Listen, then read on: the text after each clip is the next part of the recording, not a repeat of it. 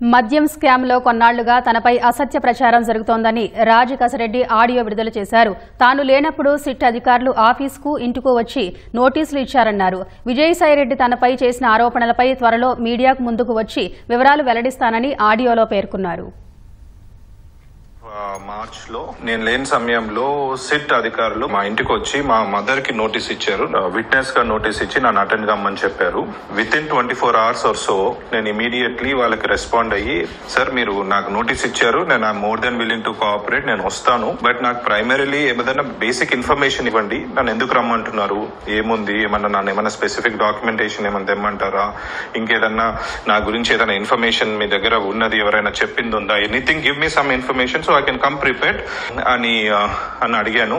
అది నేను పెట్టిన ఈమెయిల్ పెట్టిన తర్వాత ఇమీడియట్లీ సెకండ్ నోటీస్ మళ్ళా సర్వ్ చేశారు వయా ఈమెయిల్ చేసి, ఆ ఈమెయిల్లోనే మళ్ళీ ఈ రోజు ఇచ్చి నోటీసు రేపు అటెండ్ అవ్వండి అన్నట్టుగా ఇచ్చారు.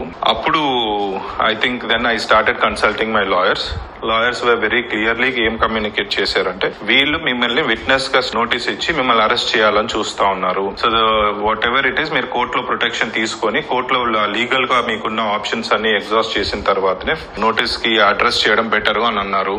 సో వాళ్ళు పంపించిన నోటీస్ ని ఆల్రెడీ మనం హైకోర్టులో ఛాలెంజ్ చేశాము. హైకోర్టు రీజనబుల్ టైం ఇచ్చి పిలవండి అని చెప్పింది.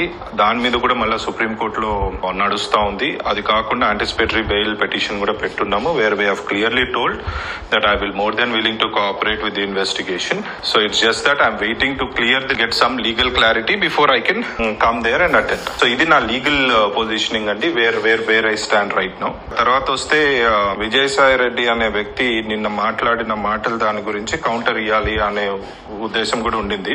But all I want to say right now, ఆ మనిషి ఒక బట్టెబాజ్ మనిషి.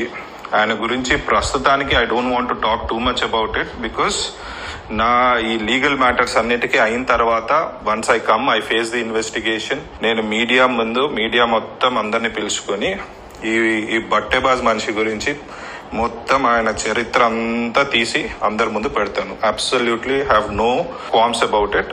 అది జరుగుతుంది. అప్పటి వరకు దయచేసి మీడియా మిత్రులు నేను కోరేది ఒకటే, one side of the story విని మీరు కన్క్లూజన్స్ కి రాకండి. Please wait for my side of the story to come out.